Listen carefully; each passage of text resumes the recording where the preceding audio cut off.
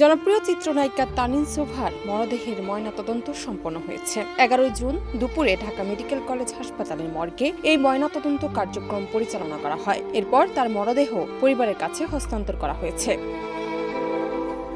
পরিবার সূত্রে জানা গেছে, গত 3 জুন রাজধানীর আফতাবনগরের নিজ বাসায় হঠাৎ অসুস্থ হয়ে পড়েন তানিন সোভা। বুকে তীব্র ব্যথা ও ঘাম অনুভব করায় তিনি প্রথমে অ্যাসিডিটির ওষুধ গ্রহণ করেন। তবে অবস্থার অবনতি ঘটলে দ্রুত বনশ্রীর একটি হাসপাতালে ভর্তি করা হয়। সেখান থেকে উন্নত চিকিৎসার জন্য ধানমন্ডি পপুলার হাসপাতালে স্থানান্তর করা হয়। লাইফ সাপোর্টে থাকার পর 10 জুন রাতেই তার মৃত্যু হয়।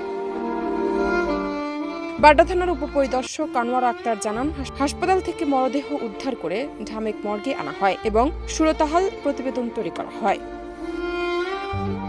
ঢামেক মর্গ সূত্র জানিয়েছে, ময়নাতদন্তের সময় তার দেহ থেকে ভিসেরা ও হার্টের নমুনা সংগ্রহ করা হয়েছে, যা পাঠানো হবে হিস্টোপ্যাথোলজি পরীক্ষার জন্য। পরীক্ষার রিপোর্ট হাতে পাওয়ার পরপরই মৃত্যু প্রকৃত কারণ সম্পর্কে বিস্তারিত জানা যাবে।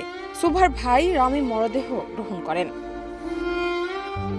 তানিন সোভা প্রথমে বিজ্ঞাপন চিত্রের মাধ্যমে সবুজ অঙ্গনে পা রাখেন। এরপর নাটক ও চলচ্চিত্রে অভিনয়ের মাধ্যমে ধীরে ধীরে তিনি পরিচিত লাভ করেন। মাটির পরী সিনেমার মাধ্যমে বড় পর্দায় তার অভিষেক ঘটে। বর্তমানে তার অভিনীত একাধিক সিনেমা মুক্তির অপেক্ষায় রয়েছে। তানিনের হঠাৎ মৃত্যুতে সবুজ অঙ্গনে শোকের ছায়া নেমে এসেছে। জানাত নিপু, দেশ রূপান্তর।